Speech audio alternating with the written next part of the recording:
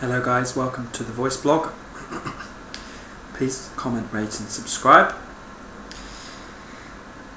This episode is going to be called Be Careful What You Read. I was talking to a young lady called Lilting Lass on the message board, and I've been thinking about this issue the last week really, because it kind of ties into lots of different problems that people struggling with singing come up against. So this is the kind of scenario I'm talking about. Somebody who's struggling with their singing will write a post on a forum to say something like, I don't know, I'm struggling to get into my head voice, or my high notes seem strained. How do I fix that? And somebody else will write, numerous other people will write replies, and some of that information will be okay, some of it will be not very good at all, some of it will be good information. The question comes up, how does somebody who doesn't know begin to understand what the good information is and what the bad information is, so they can get rid of the good information and get rid of the bad information and to use the good information. So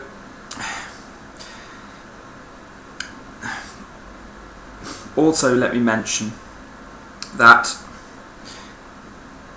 bear this in mind when you read an answer, or when you read something and you use that information, to try and help you move forward with your singing.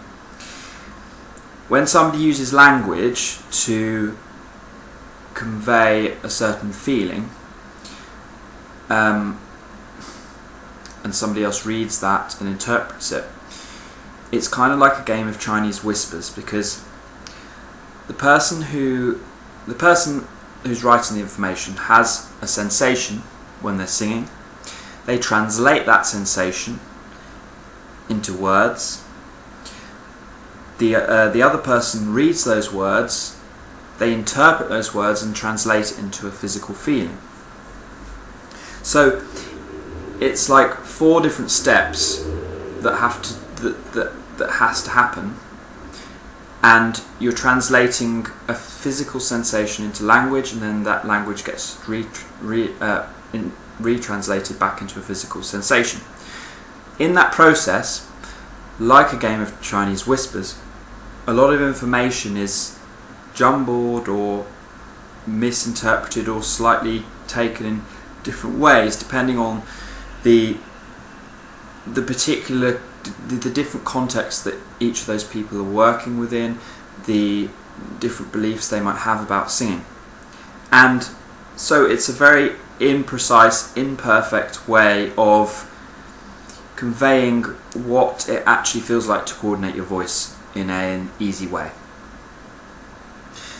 So if you bear that in mind when you read messages on forums and you're posting messages on forums, anything you read, don't take it as concrete. It may not be great information, it may be really good information, but if you take something, if you just take some random bit of information that anyone could be posting, it's very easy to interpret it in the wrong way and for it to lead you down the wrong path. In terms of good information and bad information, I would say that any information that goes too much into detail in regards to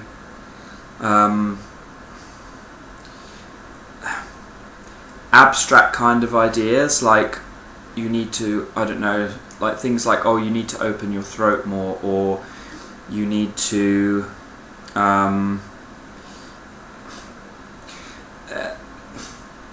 anything that kind of gives examples in a way that's kind of vague, or that isn't really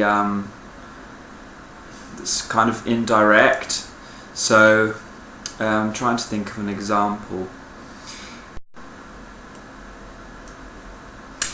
So let me give you an example of the kind of answer that's not, kind of doesn't make sense if you actually think about it.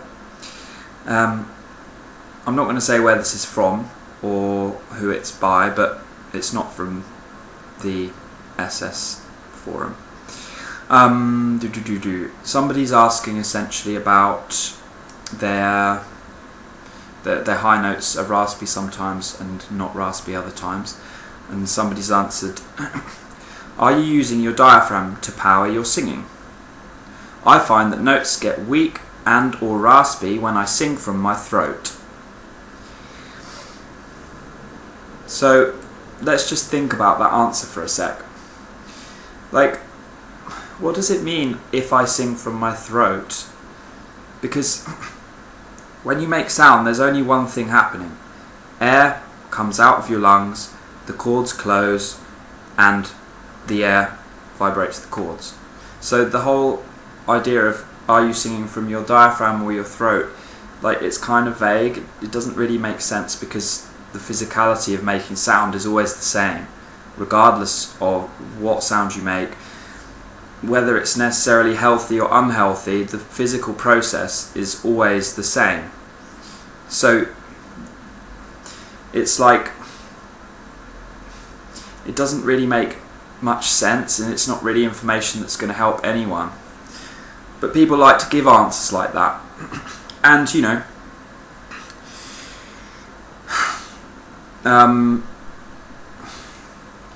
it may help somebody out there, I don't know. But to me, it's not a clear enough answer to be of much use. It's an answer that's way, way too open to interpretation, and it's just not clear enough. So when you read answers to your problems or to other people's problems that you may use to help your own singing, think about, does this answer make sense? Think about it in a kind of simple way, because singing is not really that complicated in a lot of ways. So if somebody's making an answer sound elaborate and complex and using loads of kind of vague terms, those are the kind of answers I would stay away from. The kind of answers that I would gravitate towards are answers that just make quite clear, simple sense, and they aren't using terms or ideas that are kind of really open to any kind of interpretation. Because like I said before, all answers are going to be open to interpretation because of the translation process from language and back into sound. But the simpler these concepts can be translated, and the clearer they can be translated, the more chance there is of the singer that's reading this information, the more chance that the translation is going to be relatively accurate.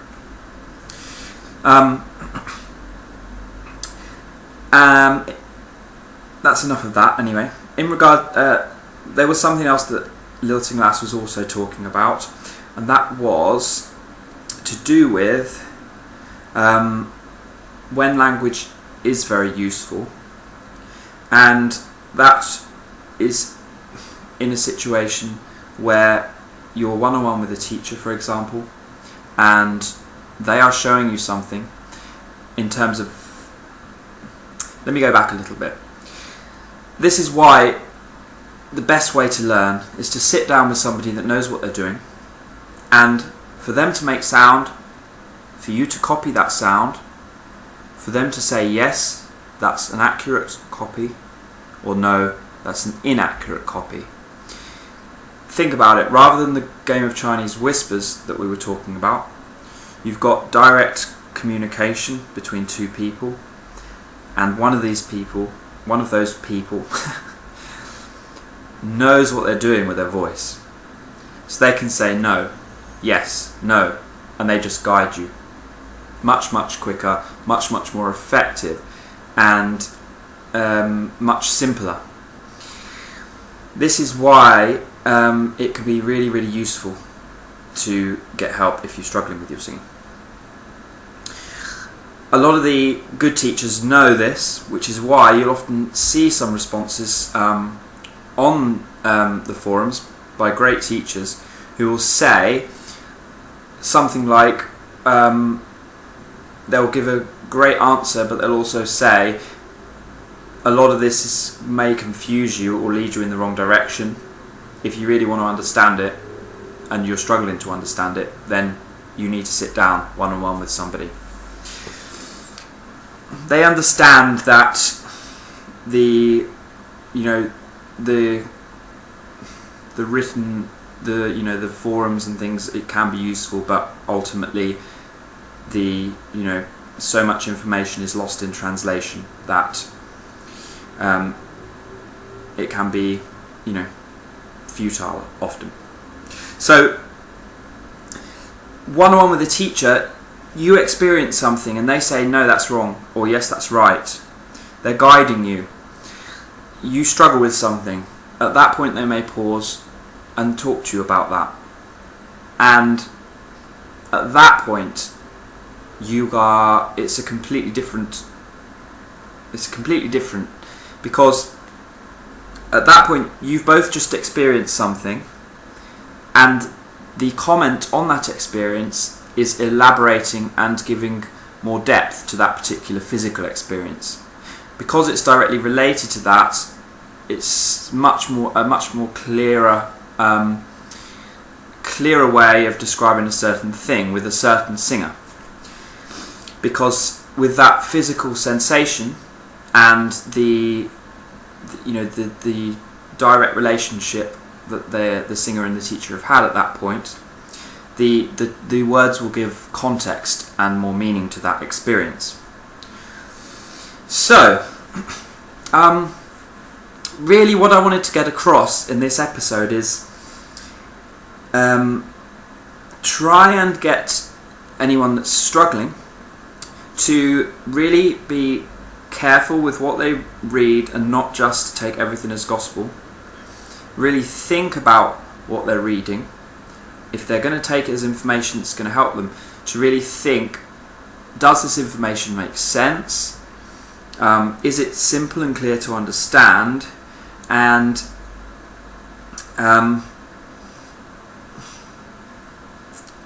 ultimately, is it good information or bad information in terms of what you want out of your voice? Because I will say this, that there's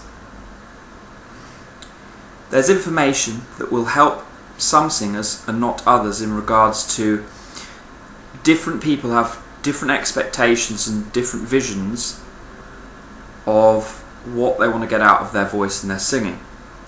So depending on what your vision is as for your singing and where you want it to go, you'll find different information to be good information for you than another singer might. There is, what I'm trying to say is, there is some leeway there. If you are a classical singer and you want to do that, then the information that's going to be valuable to you will very likely be slightly different to the information that's going to help grow a contemporary artist. So be aware of that, and just look before you leap, essentially, is what I'm trying to get across here. Anyway, I hope that helps. Please comment, rate and subscribe if you enjoyed this video, like I said at the start, but I'll keep saying it. And I will see you next week, guys. Thank you very much. Bye-bye.